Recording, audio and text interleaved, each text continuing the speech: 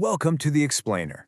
Today we're going to talk about a problem that feels so modern, so incredibly now, but it's actually one of the oldest complaints in all of human history: the endless battle between the old and the young. Okay, just listen to this for a second. This sounds exactly like a text message from a teenager today, right? You can just feel the drama. It's not fair.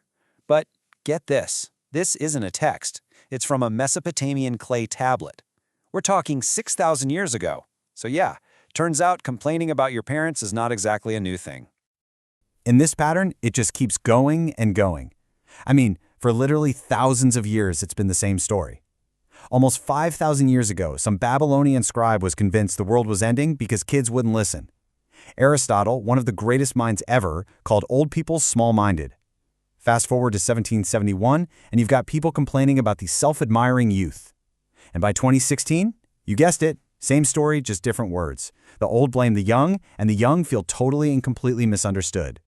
So, what's the takeaway here? Well, it seems like we're just stuck.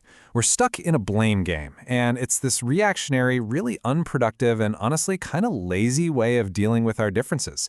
We just throw out these shallow generalizations and keep this cycle of frustration spinning. But why? So how in the world do we break out of this cycle? Well, it all starts with understanding something really fundamental about how we see the world. So, let's explore this with a little idea. Let's call it one tree, many views. And this really gets to the heart of it, doesn't it? This is the central question. If we're all looking at the same world, the same reality, the same society, how is it possible that we come to such wildly different conclusions about it? All right, stick with me on this. Let's use a simple metaphor. Imagine you and I are standing in a field, and we're both looking at the exact same tree. It's a real, solid object. We can both see it. That tree, that's objective reality. Now, there's a fancy philosophical word for what we're talking about here. It's called phenomenology.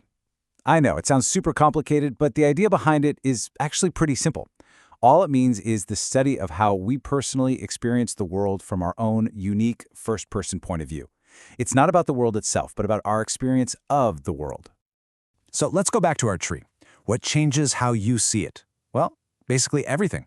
Your physical spot matters, right? Maybe you're taller than me, or you're standing on the other side, where all the branches are dead and I can't see them.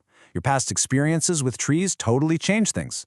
Maybe you fell out of a tree as a kid, or maybe you climbed one to escape a dog. Your culture, your language, even whether or not you're colorblind, it all completely changes your personal experience of that one single object. But this is the absolute most important part. This does not mean that there's your truth and my truth. No. There's a huge difference between your subjective experience of the tree, which is emotional, it's personal, it's totally unique to you, and the objective truth. The truth is simple. It is a tree. It has bark. It has leaves. It has roots. Those are the facts, and they really don't care about our feelings or our perspectives. And this is the great secret. The fact that we see the tree differently isn't a problem we need to fix, it's actually an opportunity.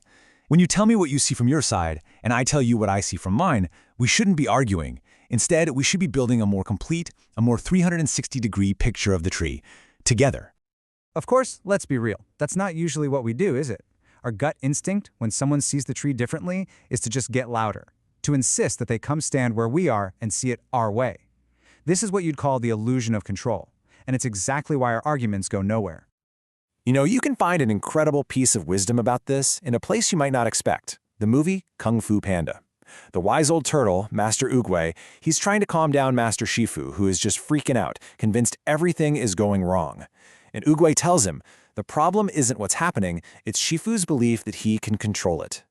Shifu doesn't get it. He kicks a little peach tree to show he can control when the peaches fall. And this is where Oogway delivers this perfect line. He says, sure, you can control a few little things, but no matter what you do, that seed will grow to be a peach tree. You may wish for an apple or an orange, but you will get a peach. The lesson here is so beautifully simple.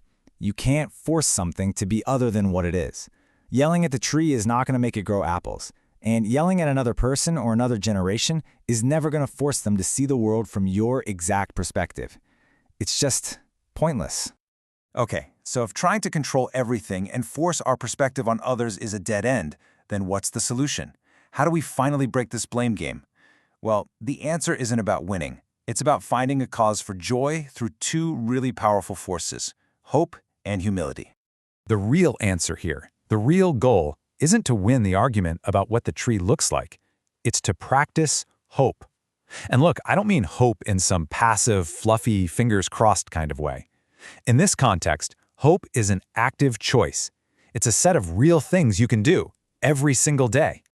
You know, J.R.R. Tolkien understood this perfectly. He wrote, "It is the small everyday deeds of ordinary folk that keep the darkness at bay, simple acts of kindness and love."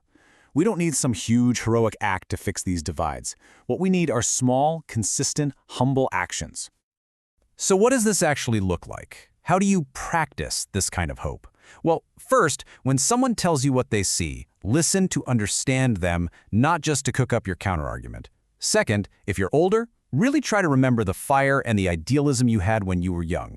If you're younger, try to imagine the future they will inherit, the one you're helping build. And finally, no matter who you are, just do small, simple acts of kindness, without any expectation of getting something back. Ultimately, this all comes back to one simple idea.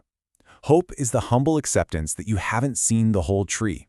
It's the profound and honestly freeing realization that your perspective, no matter how true it feels, is incomplete. And you know what? It always will be. That's not a failure. It's an invitation to connect. Which brings us right back to where we started. The next time you and I are looking at that same tree, whether that tree is a political issue, or a family disagreement, or just a big cultural shift, what are we going to choose to see? Are we going to see an opponent we need to defeat? Or will we see a fellow traveler, someone with a unique and valuable piece of a truth that is way bigger than any one of us can ever see alone?